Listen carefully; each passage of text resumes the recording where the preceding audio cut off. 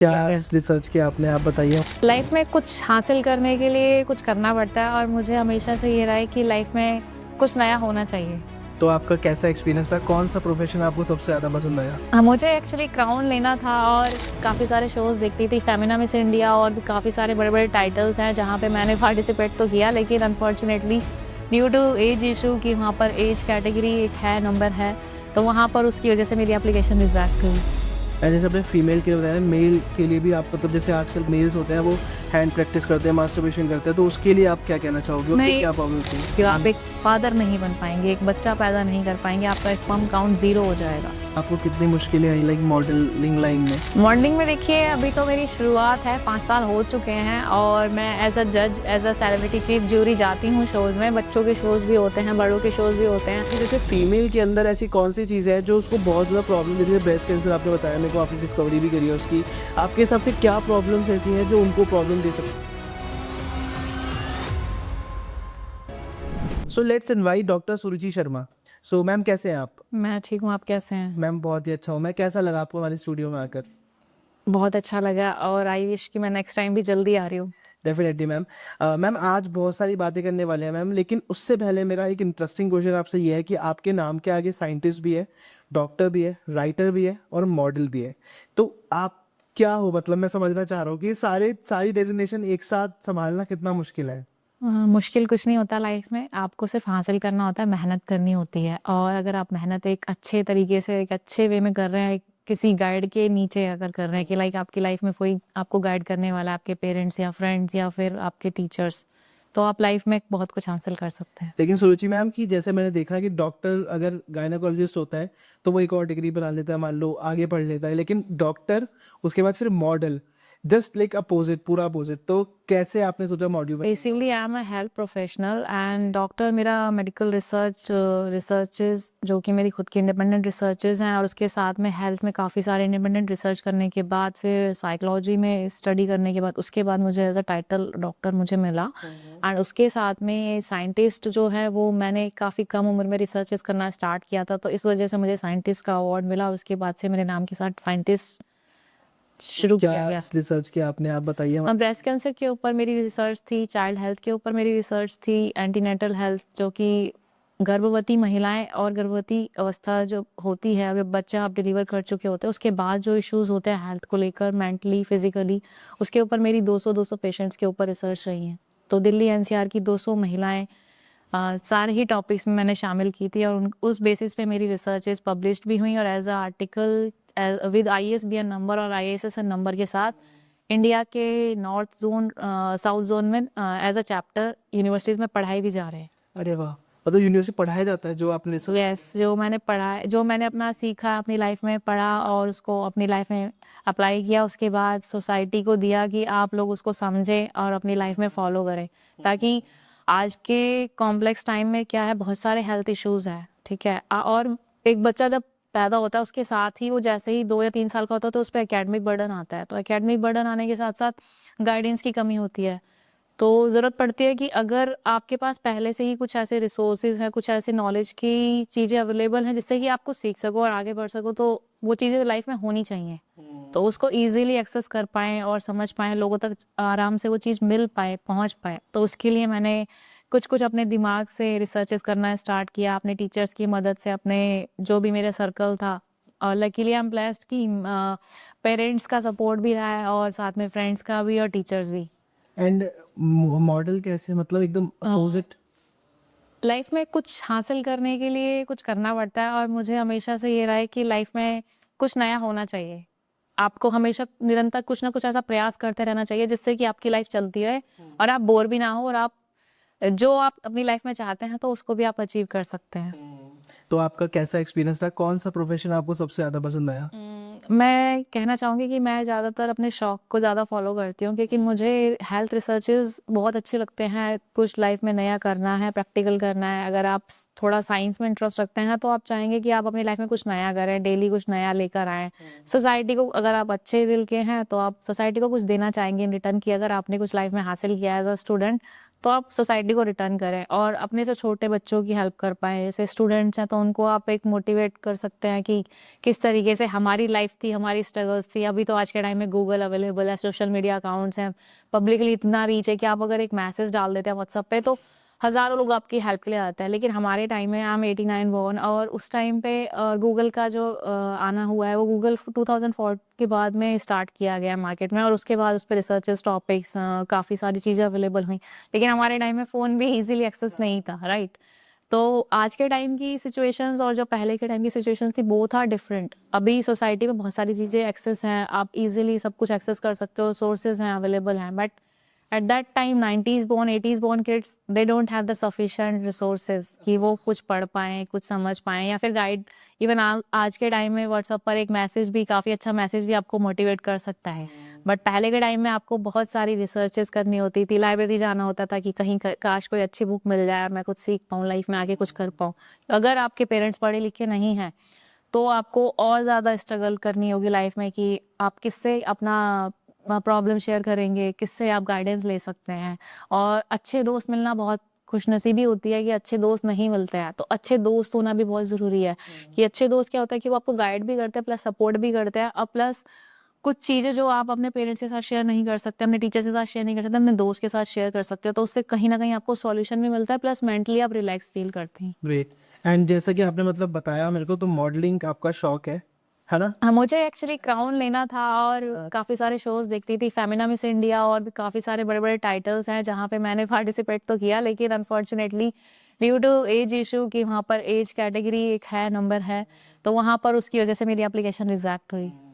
लेकिन आप अपना लाइक ड्रीम जी तो रहे हो एटलीस्ट, वो बहुत बड़ी बात है। I'm just फॉलो trying करना ही like I'm just trying to motivate the girls and women कि आप लाइफ में you are not a single lady की जिसकी लाइफ में प्रॉब्लम नहीं है और मैं ऐसा बिलीव करती हूँ कि वर्ल्ड वाइड जितनी भी पॉपुलेशन है ना, हर बच्चा, हर बड़े से बड़ा इंसान एक प्रॉब्लम का शिकार होता है, उसका सॉल्यूशन भी आप ही को निकालना होता है। तो प्रॉब्लम्स को प्रॉब्लम ना समझे, सॉल्यूशन लेके उसके ऊपर वर्क करें और एक अच्छी लाइफ आप जी सकते हैं। जैसे आपने वुमेन्स के बारे में बताया कि सबके पास अधिकार है एंड सब लोग अपने पास प्रॉब्लम अगर सही तरीके से देखा जाए तो सही हो सकती है, लेकिन कि कोई भी प्रॉब्लम होती है तो उसका सॉल्यूशन भी सामने होता है बट आपको उस चीज़ को कैच करना होता है कि आप उस प्रॉब्लम का सॉल्यूशन किस तरीके से और कहाँ से निकालेंगे और उस प्रॉब्लम को सॉल्व करने में कौन लोग आपकी हेल्प कर सकते हैं। अब आज के टाइम में एक थोड़ा सा एग्जांपल देना चाहती हूँ कि जैसे यंगस्टर है तो वो सोचते हैं कि सोसाइटी है, हवाबाजी उनको करनी है, ठीक है, यंग दिखना है प्लस दिखाना है कि हम बहुत रिच फैमिली से हैं, ठीक है, गाड़ी होगी 50 लाख की लेकिन उसमें पेट्रोल नहीं होगा। दे जस्ट आस्क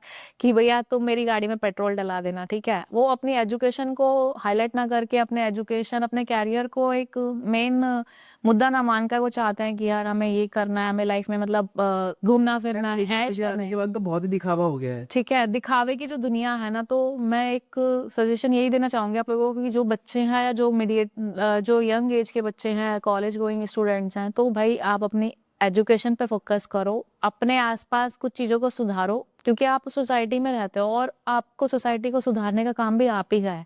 अगर आप कुछ गलत होता हुआ देखते हैं, तो आप उसके ऊपर आवाज़ उठाइए, ठीक है? मिलकर बात कीजिए क्योंकि मैं नशे के बहुत सख्त खिलाफ हूँ। I don't like cigarette and smoking and drink and drugs. चलो आप तो क्या तो नहीं, वैसे तो कुछ मैं नाम नहीं लेना चाहूँगी लेकिन कहते हैं कि बहुत सारी चीज़ों में डॉक्टर लोग भी मतलब उनके ऊपर भी थोड़ा इश्यू आता है कि बोलते हैं कि भई डॉक्टर्स भी पीते हैं, शराब भी लेते हैं और वो तो मतलब एक मेडिसिन है। ड्रिंक के ऊपर भी थोड़े-थोड़े मतलब एग्ज़ाम्पल्स देते हैं कि दवाई का काम करती है। ऐसी आ रही है थोड़ा सा पी हाँ, एक बियर ब्रांडी ले लो, ये ले लो, वो ले लो। तो मैं ये नहीं कहती कि आप कुछ भी ले लो बट जो मेडिसिन है वो लो।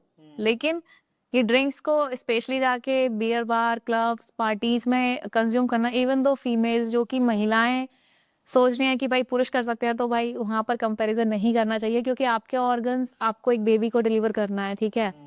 आपका इनफर्टिलिटी रेट जो इंडिया में केसेस बढ़ रहे हैं कि आप माँ नहीं बन पा रहे हैं, आप बाप नहीं बन पा रहे हैं, तो मैं ओपनली इस चीज़ को कहना चाहूँगी कि जब आप ड्रिंक कंज्यूम कर रहे हैं, ड्रग्स कंज्यूम कर रहे हैं या स्मोक कर रहे हैं, तो आपकी फिज़िकल हेल्थ तो जाएगी ही जाएगी, आपकी बॉडी का शाइन भी जाएगा, ग्लेज़ भी जाएगा, एज़ वेल आपको स्मोकिंग हो गया, आपकी सराउंडिंग्स में जो भी लोग हैं, उनको भी कैंसर होने का खतरा प्लस उनके लंग्स कैंसर और लंग्स में हेल्थ इश्यूज़ जो आपको साँस लेने में दिक्कत है, फिर आप एस्थमेटिक होंगे, आपकी फैमिली में भी जो बच्चे हैं या जो बूढ़े हैं, उनको ज़्यादा प्रॉब्लम स्टार्ट होगी, ठीक है? आप अगर पीते हैं तो आप अपने साथ तो प्रॉब्लम क्रिएट कर ही रहे हैं अपनी हेल्थ के लिए, बट एज वेल आपके सराउंडिंग्स में जो भी लोग हैं उनके लिए भी एक मेजर इशू क्रिएट कर रहे हैं। साथ में उन बच्चों को आप ये दिखा रहे हैं कि देखो हम लोग अगर ऐसी लाइफ जीते हैं, ये स्टाइल है हमारा जीने का, तो वो गलत है, वो चीज़ नहीं होनी चाहिए। और जहाँ तक फीमेल फर्टिलिटी और मेल फर्टिलिटी की बात है, तो आजकल आपने देखा होगा कि आईवीएफ के सेंटर बहुत ज़्यादा खुल गए हैं। उसका मेन रीज़न यही है कि आप जब ड्रिंक और ड्रग्स ज़्यादा कंज्यूम करोगे तो आपकी बॉडी में जो एक नेचुरल चीज़ें थी वो ख़त्म होनी चालू हो जाएंगी, और फिर उसके बाद में end of the day result ये आएगा कि आपको डॉक्टर्स के चक्कर लगाने होंगे। और वहाँ पे भी आईवीएफ का एक नेगेटिव पॉइंट ये भी रहता है कि अगर आपकी बॉडी को वो सूट करेगा या नहीं करेगा, वो भी आपका फैक्टर एक क्रिएट होगा। आप उस चीज़ को एक्सेप्ट कर पा रहे हैं या नहीं कर पा रहे हैं, ठीक है, क्योंकि वो बॉडी पर रिएक्ट भी करता है किसी और की बॉडी का स्पर्म या एग, ठीक है, या ब्लड।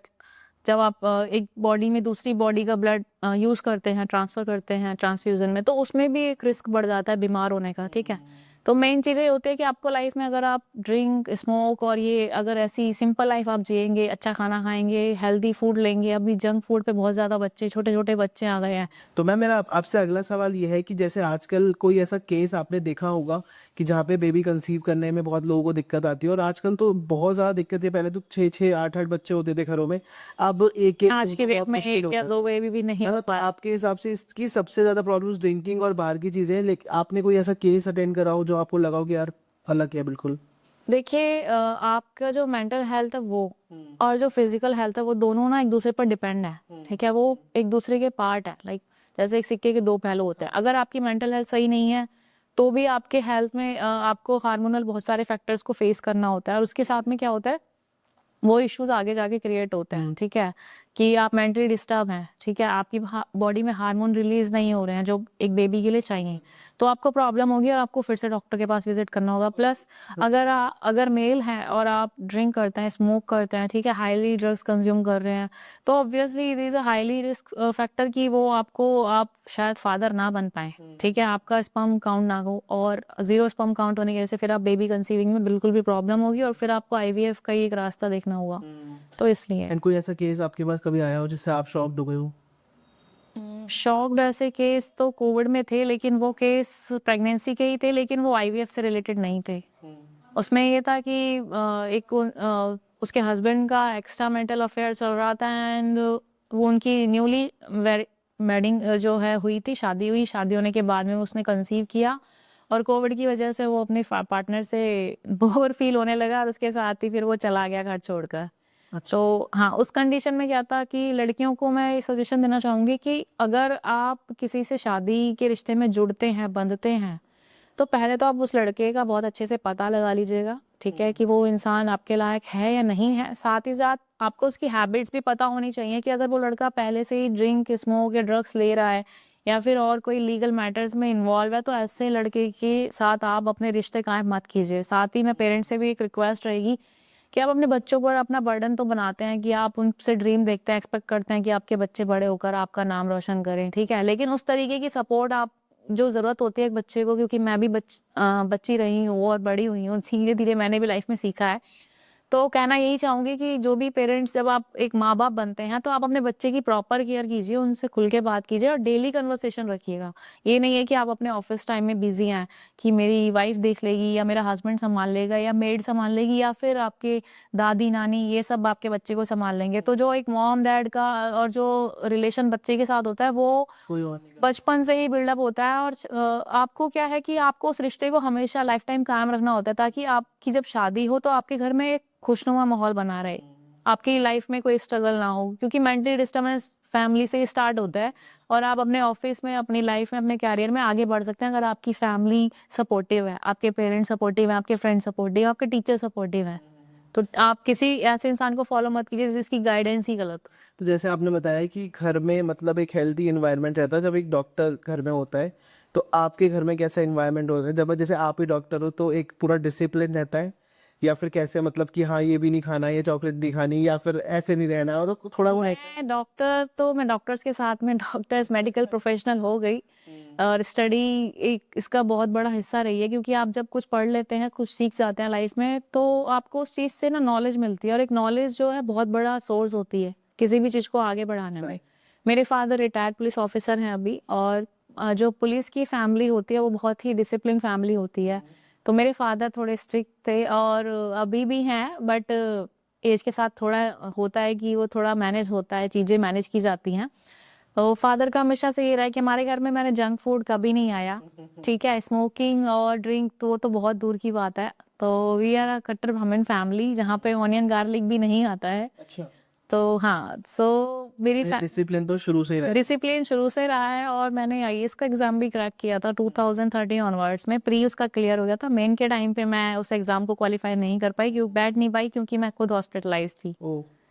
तो जैसा आपने मेरे को बताया कि अभी डॉक्टर्स के साथ में बहुत सारी ऐसी स्टोरीज़ होती हैं जब खुद भी शॉक्ड हो जाता है इंसान। अभी हम पहले बात कर रहे थे तो हम लोगों ने आपने मेरे को रेप केस के बारे में बताया था जब आपके पास एक आया था। उसके लिए क्या आप बताना रेप केस तो मेरे पास बहुत सारे हैं, लेकिन कुछ रेप केसेस ऐसे हैं जो कि मतलब काउंसलिंग के लिए आए थे पेशेंट।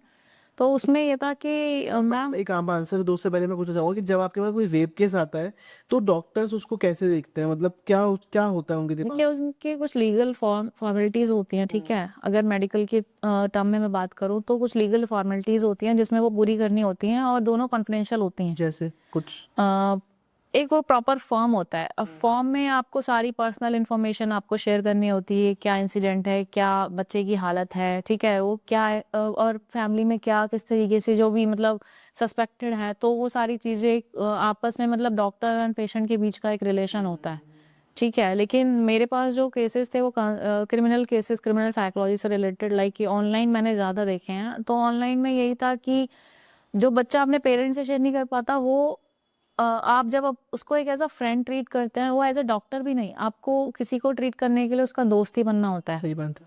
तो बीइंग अ फीमेल और बीइंग अ मेल दोनों की लाइफ में एक चीज़ होती है, जेंडर का बहुत बड़ा रोल होता है कि वो महिला है, वो पुरुष है, कि वो क्या सोचेगा, वो क्या समझेगी। तो सबसे पहले उस जेंडर के इश्यू को हटाने के लिए ज़रूरी होता है कि आप किसी के साथ ना एक फ्रेंड की तरह रहें, एक दोस्त की तरह अपना रिश्ता निभाएँ। तो सामने वाला अपनी प्रॉब्लम्स बहुत अच्छे से शेयर कर पाता है और आप उसकी प्रॉब्लम का सॉल्यूशन भी दे तो आप लोग कभी ऐसे सोचते सुनते हो सामने वाले से कि उसने मेरे साथ ऐसे करा या उसने मतलब ऐसे गलत करा तो आपको क्या उसमें फर्स्ट ऑफ ऑल तो देखिए उस सिचुएशन को समझना और उस पर रिस्पॉन्ड करना ही बहुत बड़ा टास्क होता है, क्योंकि एक क्योंकि ऐसी लड़की सामने बैठी है जिसका ऑलमोस्ट रेप हुआ है और उसके बाद वो आपके आके पूरा खुल रही है कि ऐसे हुआ तो आप लोगों के लिए कितना नेगेटिव हो जाता होगा ये सब चीज़ें और क्या सॉल्यूशन देते होंगे आप ये दो चीज़ें तो बहुत दिमाग में आते हैं कि कहीं ऐसी स्थिति में ये बच्चा या बच्ची जो है सुसाइड ना कर ले और फिर उसका केस भी हमें ही देखना होगा, क्योंकि आजकल फ़ोन है, सोशल मीडिया है, ठीक है, नाम खराब होने में टाइम नहीं लगता है, तो बहुत सारी चीज़ें देखनी होती हैं। एज़ वेल जब इस तरीके का केस आता है तो उसको बहुत स्ट्रांगली, बहुत पेशेंसली आपको डील करना होता है, क्योंकि जब आप उस केस को देख रहे होते हैं तो कहीं न कहीं आप अपने आप को भी उसकी एज ग्रुप में जाकर चेक करते हैं कि भाई अगर मेरे साथ ये सिचुएशन हुआ होता तो मेरी बॉडी क्या रिएक्ट करती, मैं मेंटली किस तरीके से डिस्टर्ब होती। तो वो चीज़ भी आप कनेक्ट कर पाते हैं, क्योंकि आप हैं तो इंसान ही, और इंसान है तो आपके पास काइंडनेस भी होगी, दया भी होगी, इमोशंस भी होंगे, ठीक है? और कहीं न कहीं आप उस एज फैक्टर से निकले भी होंगे, उस सिचुएशन से भी हो सकता है कि आप निकले हों, क्योंकि मैं भी एक फीमेल हूँ and I travelled like 29 states of India and 360 cities alone. But being a female जो सेक्सुअली हैरेसमेंट सबसे ज़्यादा केस होता है वो फैमिली मेंबर्स के बीच में ही होता है। अच्छा उस इधर आप केसेस आते भी रहते हैं कि वो छोटी छोटी बच्चों के क्योंकि साथ रेप हो रही है क्योंकि होता क्या है कि जो बच्चा अपनी फैमिली के बीच में रहता है ना, वो कहीं न कहीं किसी न किसी सिचुएशन में शिकार हो जाता है। लड़की भी और लड़की भी, मैं ये नहीं कह रही कि लड़कियाँ ही शिकार होती हैं, लड़के भी होते हैं। ठीक है? पर्सनली मैं नाम नहीं ले सकती, बट कुछ केसेस मेरे पास हैं जिनको मैं जानती हूँ, बट मैं उनकी स्टोरी शेयर नहीं कर सकती। बट मैम जैसा आपने देखा होगा कि आजकल छोटे छोटे बच्चे होगा इवन डॉग्स का आप खुद एक साइकोलॉजिस्ट हो और आप बहुत अच्छे से जानते हो कि एक इंसान की मेंटल हेल्थ कैसी होती है और जब हम ये सब सुनते हैं तो हमें अपने आप पे शर्म आती है कि हम लड़के हैं और लड़के ऐसा कुछ कर रहे हैं तो उस टाइम पे आपको क्या लगता है कि उनकी मेंटली प्रॉब्लम क्या होगी कि एक लाइक जानवर छोटे बच्चे इनको नहीं छोड़ रहे ये लोग मैं ये कहना चाहूँगी कि जब कोई भी इंसान होता है ना, तो वो शुरू से गलत नहीं होता है, ठीक है? और इसमें सबसे बड़ा ना मेजर रोल पेरेंट्स का ही होता है कि अगर जब उनको पता चल जाता है कि हमारे बच्चे में कमी है, तो उसका प्रॉपर इलाज ना करा के ना वो उसको फ्रीडम देते हैं कि जाओ तुम सोसाइटी में घूमो, बाहर जाओ। या फिर पेरेंट्स में से भी कोई एक मम्मा या डैडी वो ये बोलते हैं कि चलो ठीक है लड़का है, कल सुधर जाएगा, शादी हो जाएगी सुधर जाएगा, और बच्चे हो जाएंगे सुधर जाएगा। वो सुधर जा वाली जो लाइन होती है ना, वो बहुत ही गलत लाइन है, ठीक है। आपका अगर बच्चे को, आपको लगता है कि आपका छोटा सा बच्चा, आपको बिहेवियर कुछ चेंजेस दिखाई दे रहे हैं, तो आपको मेडिकल का कुछ एडवाइस लेना चाहिए, डॉक्टर के पास जाना चाहिए, कंसल्ट कराना चाहिए, बच्चे की काउंसलिंग करना चाहिए, क्योंकि बच्चे की हीलिंग होना बहुत ज़रूरी है। आप देखिएगा कि जो भी केस रेप के होते हैं ना, उसमें वो बच्चा कहीं न कहीं बचपन से किसी न किसी एक्टिविटी में इन्वॉल्व होता है, चाहे वो क्लास में इन्वॉल्व रहा हो या कॉलेज में इन्वॉल्व रहा हो, वो कहीं न कहीं एज़ अ क्रिमिनल माइंडसेट उसका स्टार्टिंग से ही बनता है। वो पहले से ही उसके दिमाग में कुछ ना कुछ ऐसे प्रैक्टिकल्स चल रहे होते हैं कि मुझे ये करना चाहिए, मेरी ये फैंटेसी है, इस तरीके की प्रॉब्लम है। लेकिन अगर आप अपने बच्चे से बैठ के बात करोगे, अपने बच्चे की एक्टिविटीज़ पे नज़र रखोगे ना, बीइंग अ पेरेंट्स और फ्रेंड, तो आप उस चीज़ को रोक सकते हो। और सोसाइटी में सबसे बड़ा जो मैं अपना मेरा खुद का पर्सनल एक्सपीरियंस है कि आपकी जो चुप्पी होती है ना, वो हज़ार चीज़ों को बढ़ावा देती है। तो आप ना किसी भी चीज़ पे चुप मत रहिए। आप अगर कुछ भी गलत होते हुए देखते हैं, समझते हैं, महसूस करते हैं, तो आप उसका ना रिएक्ट कीजिए, रिएक्शन दीजिए। चाहे आप मेट्रो में हैं, रेलवे में हैं, फ्लाइट में हैं, ऑन रोड हैं, आप उसको रिएक्ट कीजिए, चाहे आप फीमेल हैं, चाहे मेल हैं। अगला सवाल मेरा यही है कि being a like doctor and being a like mature woman, आपके हिसाब से रेप कैसे रुक सकते हैं? क्योंकि मेंटली हम किसी को देख नहीं जा सकते, किसी के पास नहीं जा सकते, कान्हा जी कहाँ आएंगे अब हर किसी को बचाने के लिए? तो आपके हिसाब से देखिए, कैसे रोक आज सकते के टाइम में सबसे बड़ा तो खुद की हेल्प खुद को ही करनी होती है, ठीक है? आप चाहे लड़की हैं, चाहे लड़के हैं, ठीक है? और मैंने पहले भी मेरे कुछ अवार्ड्स में मैंने अपना ये यूट्यूब इंटरव्यूज़ में वगैरह में भी मैंने ये बात कही थी कि आप जो अपने लिए खुद के लिए कर सकते हैं ना, वो दूसरा आपके लिए नहीं करेगा। तो स्टैंड आपको खुद से ही लेना होगा एज़ वेल। उसके साथ में आपको ना अपने आस-पास हमेशा, क्योंकि मैं एक पुलिस बैकग्राउंड से हूँ, तो इसलिए मैं ये कह सकती हूँ कि आपको अपने आस-पास होने वाली हर चीज़ के ऊपर नज़र रखनी होती है। कि आपके आसपास क्या गतिविधियां हो रही हैं, किस तरीके से सामने सोसाइटी में अगर कुछ आपको सस्पेक्ट लगता है, तो आप अपने सोशल उसमें सर्कल में बात कीजिए, उसके ऊपर चर्चा कीजिए, विचार कीजिए कि भाई ये सामने इस तरीके की स्थिति है, इसको कैसे सॉल्व किया जाए या फिर इसका क्या सॉल्यूशन हो सकता है, जो हम सब लोग मिलकर कर सकते हैं। क्योंकि बताना अगर अगर आप अकेले किसी चीज़ को करना चाहेंगे, तो वो चीज़ आपके लिए थोड़ी मुश्किल होगी और हो सकता है आपको उसके लिए बहुत बड़ी कीमत भी चुकानी पड़ जाए, राइट? बट अगर आप ग्रुप में इस चीज़ों को क्लियर करते हैं, आप अपने सीनियर से बात करते हैं, तो मुझे ये लगता है कि हर चीज़ का सॉल्यूशन होता है, नामुमकिन तो कुछ भी नहीं है, ठीक है? लेकिन वैसे मैम बताया आपने कि जब रेप केस होता है तो किसी भी बहुत जब ऐसे सिचुएशंस आती हैं, तो उस टाइम पे एक लड़की का जब रेप होता है तो उस टाइम पे कितना इंपॉर्टेंट है उसके कपड़े, जो कि आजकल बहुत सवाल उठते हैं इस चीज़ों को लेके कि लड़की के कपड़े छोटे थे, कि लड़की ने ऐसे पहन रखा था, लड़की रात में 2 बजे तक घूम रही थी। इस पे क्या कहना चाहोगे आप? इस पे पर्सनली देखिए, कपड़ों की तो बात, जब इंसान का जो दिमाग है, जो वो मानसिक विकृत है, वो ऑलरेडी एक ऐसे दिमाग से डील कर रहा है जो कि मतलब एक ह्यूमन दिमाग, ब्रेन नहीं है, सही बात। दिमाग नहीं है उसके अंदर, दया नहीं है, भावनाएं नहीं है। जब उसको यही समझने की समझ नहीं है कि सामने वाला एक स्त्री है या पुरुष है, उसके साथ में हमें किस तरीके से व्यवहार करना है, आपको व्यवहारिकता आनी चाहिए, ठीक है? आपका व्यवहार कैसा हो, ये आप सीखते हैं जब आप बच्चे होते हैं, और आपके घर में क्या माहौल आपको मिला है, तो उन चीज़ों का बहुत बड़ा फ़र्क होता है लाइफ में, बहुत असर पड़ता है। आपके टीचर्स, आपके फ्रेंड्स और किस तरीके की आपकी एजुकेशन है, तो उन सब का ना एक सोसाइटी पे फ़र्क होता है और वो समझना होता है, चीज़ों को समझना होता है। लेकिन जो मेजर रोल है ना, वो मैं लास्ट में फिर कहना चाहूँगी कि पेरेंट्स का और सिबलिंग्स का और फ्रेंड्स का बहुत बड़ा रोल होता है किसी भी चीज़ को गलत होने से रोकने के लिए। आई थिंक मतलब ये स्लोगन चेंज करना चाहिए, बेटी बचाओ बेटी पढ़ाओ, मतलब बेटा पढ़ाओ और बेटे को मैं पढ़ाई तो दोनों के लिए ज़रूरी है, ठीक है? लेकिन मुझे लगता है कि जो सोसाइटी में ना, जो आजकल सेक्स एजुकेशन पे जो बात होती है ना, वो बहुत ओपन एक्सेस, ठीक है? उस पे गूगल पे लिंक्स हैं, सोशल मीडिया पे वीडियोज़, क्लिप्स अवेलेबल हैं, पोर्न साइट्स अवेलेबल हैं। मुझे लगता है उन सबकी ज़रूरत नहीं है। आप अपने बच्चे से बात करो, खुल के बात करो, आप अपने दोस्तों से बात करो, टीचर्स को इवन आगे आके बच्चों के साथ डिस्कशन करना चाहिए कि बेटा ये चीज़ गलत है और ये तुम्हारे लिए सही नहीं है। तुम पोर्न साइट्स पे बैठ के घंटों अपने बर्बाद करते हो, ठीक है? उसमें क्या मिलता है तुम्हें? तुम्हारी हेल्थ भी, तुम लोग फिज़िकली तुम्हारी हेल्थ डाउन होती है, ठीक है? फिर आप अगर प्रैक्टिस, डेली प्रैक्टिस, अगर बीइंग अ मेल आप प्रैक्टिसेस पे लगे हुए हैं, तो गलत प्रैक्टिस आप कर रहे हो। आप उस हैबिट का शिकार हो जाओगे, आगे जाके क्या होगा? एक दिन आपकी डेथ हो जाएगी। तो आपकी बॉडी में स्टैमिना रहेगा नहीं, फिर आपको बहुत सारे हेल्थ इश्यूज आएंगे। तो गलत चीज़ों में जाना क्यों? आपको एक अच्छी लाइफ अपनी बनाइए, अपना एक गोल बना के रखिए कि लाइफ में मुझे ये चीज़ हासिल करनी है, मुझे यहाँ रीच करना है, मुझे वहाँ पहुँचना है, या मैं ये कर सकता हूँ, कर सकती हूँ, तो आप उस चीज़ को फॉलो कीजिए ना लाइफ में कि सोसाइटी में क्या चल रहा है, अब सामने वाले का लड़का ऐसे बिगड़ा हुआ है, तो मैं ये ड्रिंक करूँगा, वो 1 पीता है, मैं 4 पीऊँगा, वो 2000 की पीता है, मैं 10,000 की पीऊँगा। इस तरीके का सोसाइटी में क्यों दिखावा करना है? क्या ज़रूरत है किसी को? आप अपने आप में रहिए, अपने आप खुश रखिए, अपनी फैमिली को खुश रखिए, अपने आस-पास अच्छा काम कीजिए। जो आपसे छोटे बच्चे हैं, गरीब बच्चे हैं, उनको पढ़ाइए, उनको समझाइए या उनको कुछ अपना डोनेट कर सकते हैं। क्योंकि आप अगर किसी के साथ अच्छा करते हो, तो उसका अच्छे का फल मिलता है और आपको एक सैटिस्फैक्शन मिलती है। Correct, correct. तो सुरुचि मैम, मेरा आपसे अगला सवाल ये है कि जैसे फीमेल के अंदर ऐसी कौन-सी चीज़ है जो उसको बहुत ज़्यादा प्रॉब्लम देती है? ब्रेस्ट कैंसर आपने बताया मेरे को, आपने डिस्कवरी भी करी है उसकी।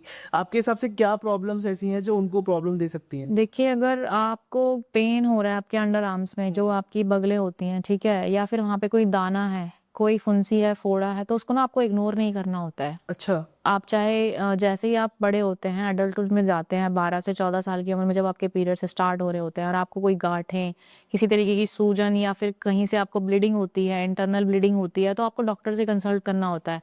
और ब्रेस्ट कैंसर की जहाँ तक बात की जाए, तो सेल्फ एग्ज़ामिनेशन बहुत ज़रूरी है कि आपकी बॉडी है, आप खुद से अपना टेस्ट कर सकते हो। आप जब स्नान करते हैं, जब आप बाथ लेते हैं, तो उस टाइम पे आप अपनी ब्रेस्ट को डेली रूटीन में चेक कर सकते हैं और बहुत ईज़ी टास्क है।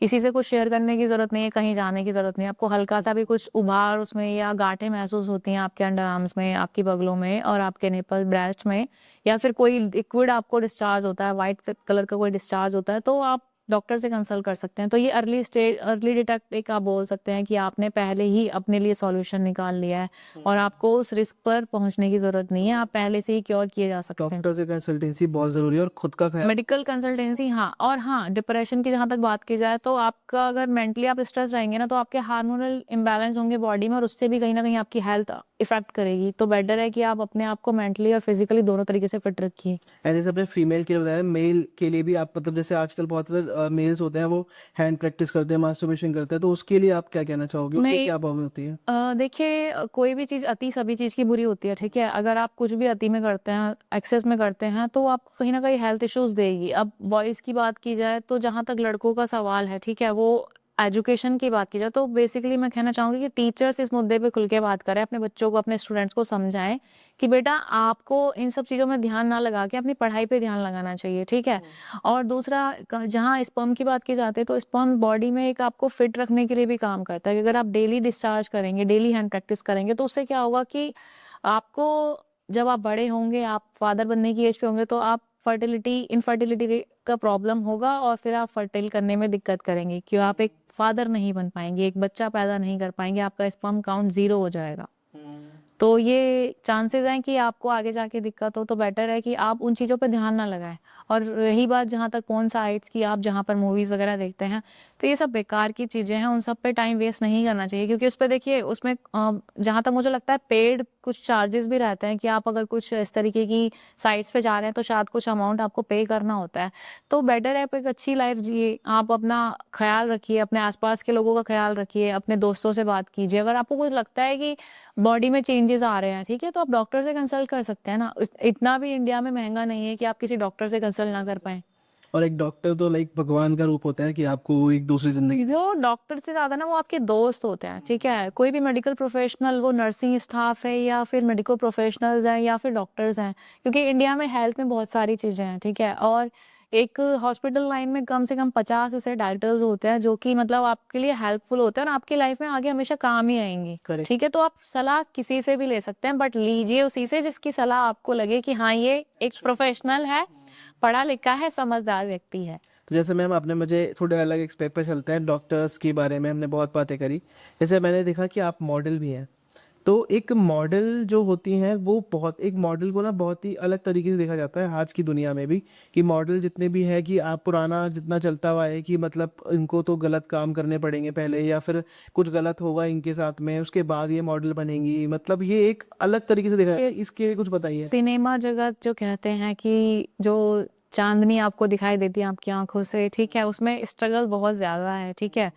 तो अगर आपने लाइफ में कुछ पाने के लिए कुछ प्लानिंग की है, कुछ समझा है कि आप उस लायक हैं, कुछ आपको लाइफ में करना है और इस लाइन में जाना है, तो सबसे पहले ज़रूरी है कि आप अपने आप को ना बोल्ड लेवल पे तैयार कीजिए, ठीक है? मेंटली आपको फिट होना बहुत ज़्यादा ज़रूरी है, क्योंकि इस लाइन में कुछ सेंटेंसेस ऐसे हैं जो आपको हर्ट कर सकते हैं और मेंटली ब्रोक कर सकते हैं, और हो सकता है शायद सुसाइड के लिए भी उकसा सकते हैं। इस तरीके का वल्गर आता क्या है। ऐसा अभी भी होता है?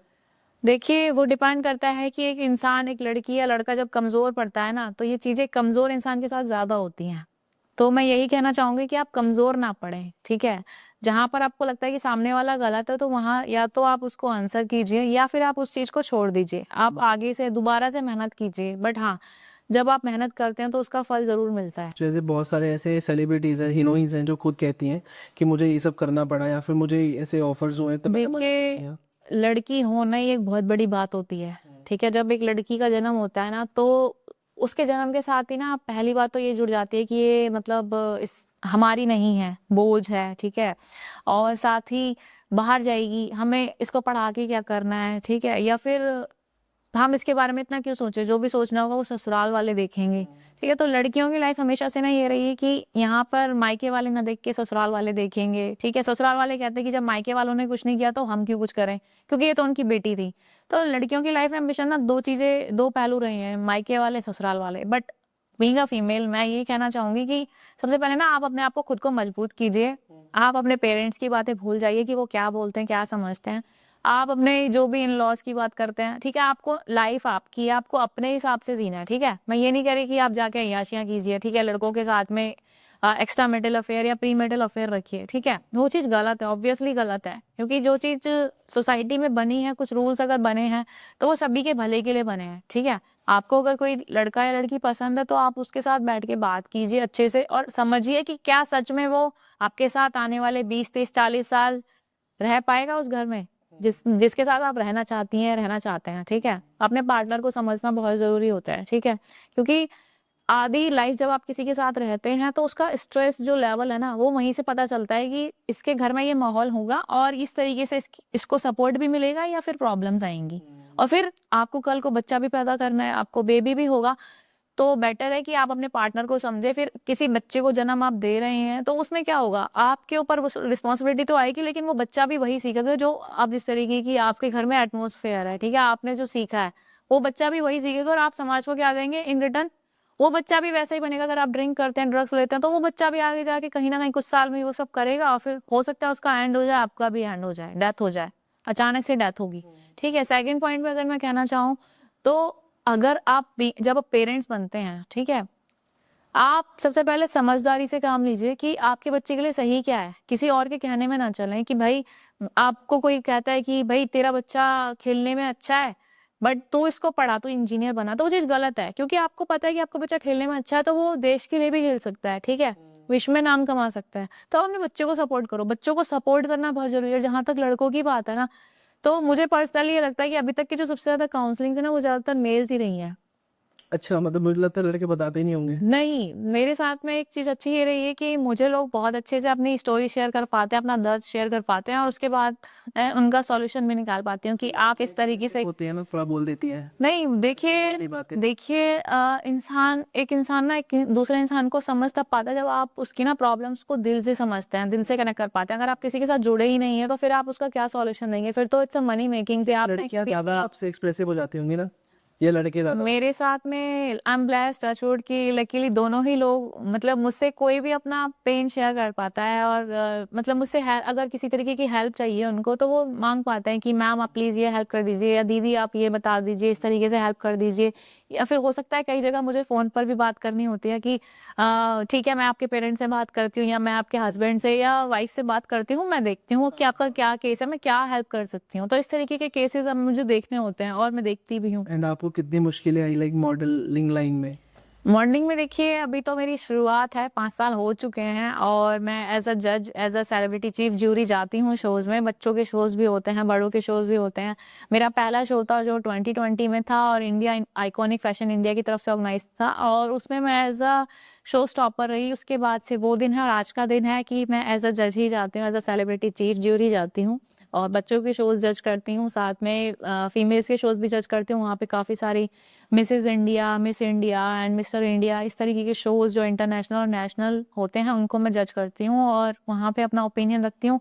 प्लस बच्चों को सपोर्ट भी करती हूँ कि किस तरीके से आप आगे बढ़ सकते हैं, या फिर ये इस तरीके की प्रॉब्लम्स आपकी लाइफ़ में, तो आप कैसे आगे आ सकते हैं उन चीज़ों से। कैसा लगता है मैम आपको इतने पैशंस को एक साथ संभालना? देखिए दबाव तो थोड़ा रहता है क्योंकि आप हैं तो इंसान ही, ठीक है, लाइफ में। लेकिन हाँ, किस चीज़ को कैसे हैंडल करना है वो एक कला होती है और वो कला शायद सभी को नहीं मिलती।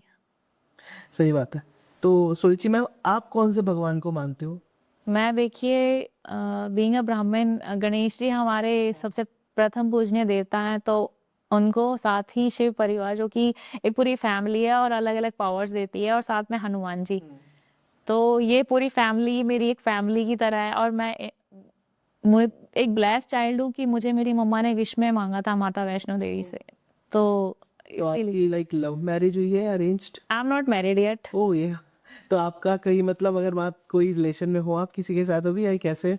अभी तो फिलहाल इस पर मैं कुछ कहना नहीं चाहूँगी क्योंकि मेरा थोड़ा स्कूल में डॉक्टर का वो रहेगा। ये सीक्रेट है थोड़ा तो हम इस साइंटिस्ट। पर्सपेक्टिव पूछ लेते हैं कि आप लव मैरिज करोगे कि अरेंज करोगे? देखिए मेरा ये मानना है कि सबसे पहले ना आपको अपने ड्रीम्स पूरे करने चाहिए, उसके बाद लाइफ पार्टनर की मैम आपको आप मिलेगा। पूरे, नहीं, अभी थोड़ी बस आप उस राह पे तो हो एटलीस्ट, लेकिन मैं उस राह पे हूँ लेकिन अभी अपनी मंजिल पर नहीं पहुँचे हूँ। पहुंच जाओगे ma'am. Will definitely like pray for you.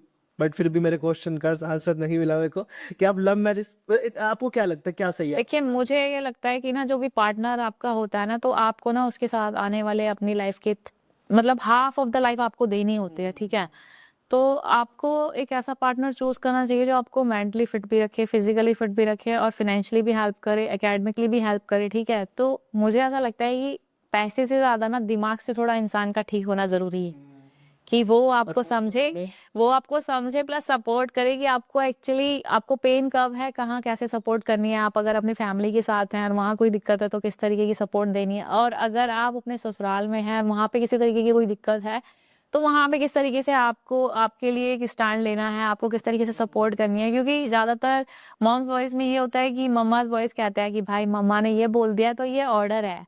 हाँ, आई am not a kind of child कि भाई मुझसे किसी ने कुछ कहा तो मैंने मान लेना है। हाँ, आई am not a kind of child, तो मुझे जो सही लगेगा मैं वही करूँगी। नहीं, अच्छे लड़के होते हैं कि जब वाइफ की हेल्प करते हैं। मम्मी का तो मम्मी तो है ही है। हाँ, मम्मा देखिए मैं ये नहीं कहती कि आप अपनी मम्मा को छोड़ दो, ठीक है, या मम्मा को घर से निकाल दो आफ्टर मैरिज। बट हाँ, जो भी एक्स्ट्रा मैरिटल अफेयर्स होते हैं उसमें कहीं न कहीं लड़कों की अगर बात की जाए तो लड़कों के लिए ज़रूरी होता है कि आप अपने पार्टनर की ना प्रायोरिटीज़ को समझें, ठीक है? और लड़कियों के लिए जो एक्स्ट्रा मैरिटल अफेयर जो मैंने एक बात कही थी, तो देखिए जब आपको आपके पार्टनर से सपोर्ट नहीं मिलता है ना, तो कोई भी इंसान बाहर तभी जाता है। वो जहाँ सपोर्ट देखेगा ना, जहाँ सिंपैथी देखेगा, जहाँ पे देखेगा कि सामने वाले का रिश्ता मेरे प्रति दयालु है, ठीक है?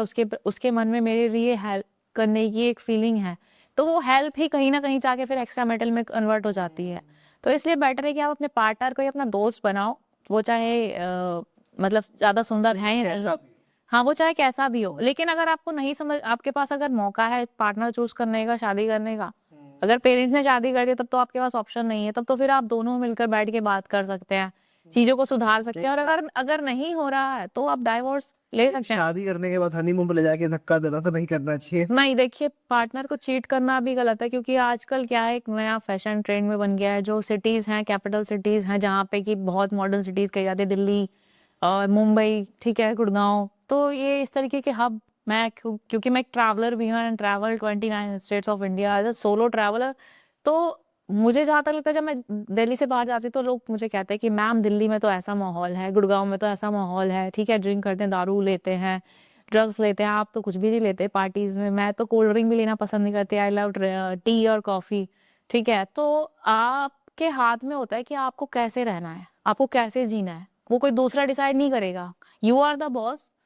यहाँ तक कि आपके पेरेंट्स भी आपको कंट्रोल नहीं कर सकते अनटिल अनलेस जब तक आप गलत नहीं है। जैसा बताया आप सोलो ट्रैवल करते हो, तो 29 सिटीज में आप मतलब जा 29 स्टेट्स। स्टेट्स में जा चुके हो।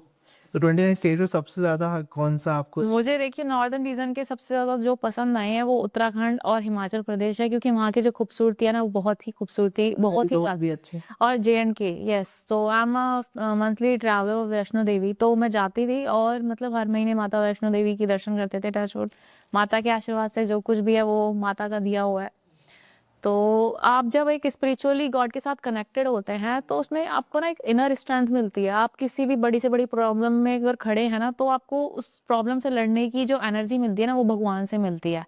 तो क्या कहते हैं, योगा कीजिए, प्राणायाम कीजिए, ठीक है। मैं योगा प्राणायाम तो उतना मेरे पास समय नहीं होता है कि मैं कर पाऊँ रूटीन में, लेकिन हाँ, मैं पूजा पाठ में थोड़ा बिलीव करती हूँ कि आप अगर पूजा पाठ करते हैं, आप किसी भगवान को फॉलो करते हैं, किसी डिटी को फॉलो करते हैं, तो उसमें क्या होता है कि आपको एक इनर स्ट्रेंथ मिलती है। आपके पास अगर कोई नहीं भी है तो भी आपको एक लगता है कि मेरे साथ कोई कंधा है जो खड़ा है मेरे साथ कंधे से कंधा लगाकर, और वो हमेशा अवेलेबल होता है। आप अगर सच्चे दिल से भगवान को याद करो तो वो हमेशा आते हैं हेल्प करने के ये लिए। तो है, ये तो सच बात है। एंड आखिर में मैं आपसे मैम यही पूछूंगा कि आप हमारे जितने भी दर्शक आपको देख रहे हैं उनको कुछ एडवाइस देना चाहो, यूथ को कुछ बताना चाहो? हाँ, देखिए मैं सबको सबसे पहले तो आपकी टीम और आपको मेरा बहुत-बहुत आभार है। मैं तहे दिल से आपकी शुक्रगुज़ार हूँ कि आपने मुझे इनवाइट किया अपने स्टूडियो में इस पॉडकास्ट के लिए, और आई विश कि मैं नेक्स्ट टाइम जल्दी ही दूसरा शूट करूँगी यहाँ पर। और दर्शकों से मैं सिर्फ इतना कहना चाहूँगी कि जब आप अपनी लाइफ़ में एक लाइफ़ जी रहे होते हैं ना, तो आपकी लाइफ़ के साथ ना हज़ार लोगों की लाइफ़ जुड़ी होती है। ठीक है? आप किसी के लिए रोल मॉडल हो सकते हैं, ठीक है? आप चाहे महिला हैं, चाहे पुरुष हैं, चाहे कोई बच्चा है, ठीक है? आपने अपनी लाइफ़ में क्या सीखा है, किस तरीके से आपने उस चीज़ों को ग्रहण किया है और किस तरीके से आप इन रिटर्न सोसाइटी को दे रहे हो, तो वो चीज़ एक बहुत बड़ा फैक्टर होती है। अभी कलाम सर थे, वो एक गरीब फैमिली से थे, लेकिन उन्होंने पूरे विश्व में नाम रोशन किया। तो आप कलाम सर ना सही, लेकिन कम से कम उनके आस-पास तो बन ही सकते हैं, पहुँच सकते हैं उन तक। और मोदी जी हैं, मोदी जी हमारे देश में पूरे विश्व में नाम उन्होंने अपना विश्व विख्यात नाम उन्होंने किया है, ठीक है? इंडिया का नाम सबसे ज़्यादा मोदी जी की वज़ह से ही फ़ेमस हुआ है। तो हमारे प्रधानमंत्री जी अगर इतना अच्छा कर रहे हैं, आपको सपोर्ट कर रहे हैं, तो महिलाएँ हैं, पुरुष हैं, उनको अलग-अलग तरीके की फैसिलिटीज़ दी गई हैं, ठीक है?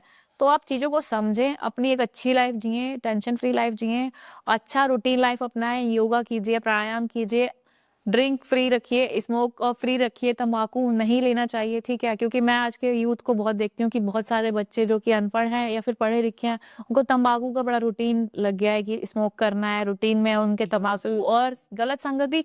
स्कूल्स में इस तरीके की सप्लाई हो रही है, ड्रग्स की भी सप्लाई हो रही है। मैं ये थोड़ा कंट्रोवर्शियल हो सकता है, लीगल इश्यूज़ भी आ सकते हैं इसमें, लेकिन ये फैक्ट है कि कुछ स्कूल्स में इस तरीके की गतिविधियाँ होती हैं और उन पे टीचर्स की नज़र नहीं होती है। तो वो टीचर्स की भी एक ज़िम्मेदारी होती है कि वो अपने बच्चों पे नज़र रखें, ठीक है? उनको एक प्रॉपर एक ऐसा माहौल दें कि एक बच्चा जो स्कूल में एक अगर एडमिशन लिया है तो उसको एक एजुकेशन मिले। और स्किल इंडिया जो एक स्किल इंडिया पे अगर मैं बात करूँ, तो इंडिया में ना स्किल बेस्ड एजुकेशन होनी चाहिए, क्योंकि आप कहीं भी जाते हैं, किसी जॉब में जाते हैं, तो उसमें ये होता है कि आपका एक्सपीरियंस पूछा जाता है।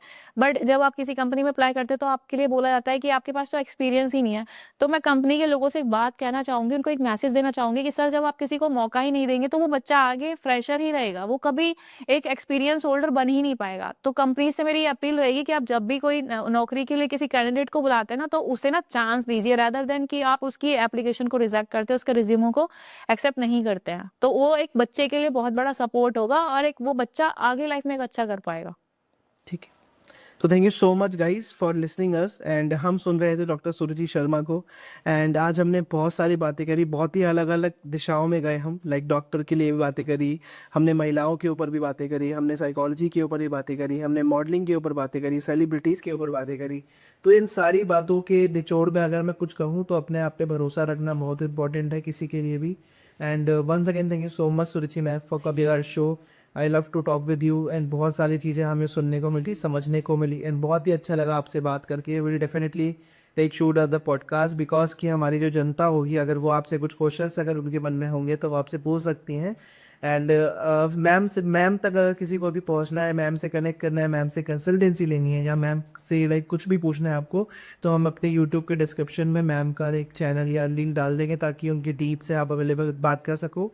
एंड जब भी मैम आपसे अवेलेबल होंगी, मैं आपसे कनेक्ट कर लेंगी। तब तक के लिए शुक्रिया, धन्यवाद। इस पॉडकास्ट को बहुत सारा प्यार दीजिएगा। Thank you so much once again ma'am for coming that show.